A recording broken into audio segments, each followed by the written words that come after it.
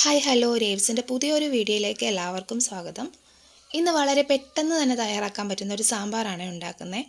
അതിന് നമുക്ക് ആവശ്യമായ പച്ചക്കറി എടുക്കാം.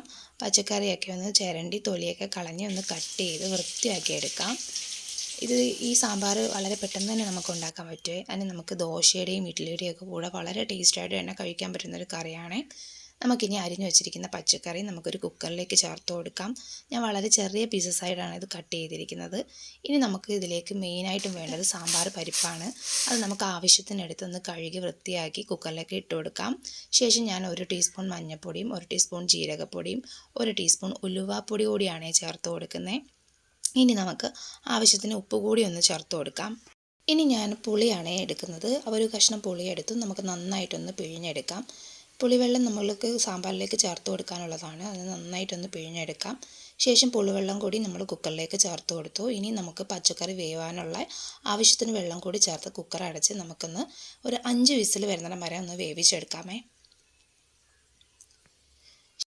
ഇനി ഒരു പാൻ അടുപ്പിലേക്ക് വെച്ചിട്ട് അതിലേക്ക് ആവശ്യത്തിന് വെളിച്ചെണ്ണ ഒഴിച്ചു കൊടുക്കാം. വെളിച്ചെണ്ണ ഒന്ന് ചൂടായി വന്നപ്പോൾ ആവശ്യത്തിന് കടുക് കൂടി ഇട്ട് ഒന്ന് പൊട്ടിച്ചെടുക്കാം.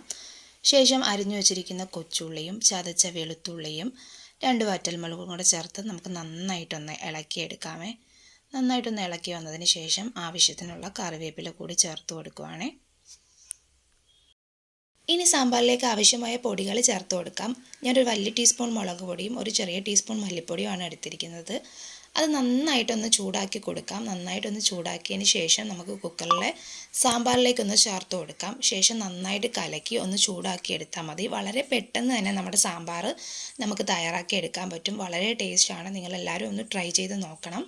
എൻ്റെ വീഡിയോ ഇഷ്ടപ്പെട്ടിട്ടുണ്ടെങ്കിൽ എൻ്റെ വീഡിയോ ലൈക്ക് ചെയ്യുക, എൻ്റെ ചാനൽ സബ്സ്ക്രൈബ് ചെയ്യുക, എന്നെ ഫോളോ ചെയ്യുക. അപ്പോൾ പുതിയൊരു വീഡിയോ ആയിട്ട് വരുന്നിടം വരെ ബൈ.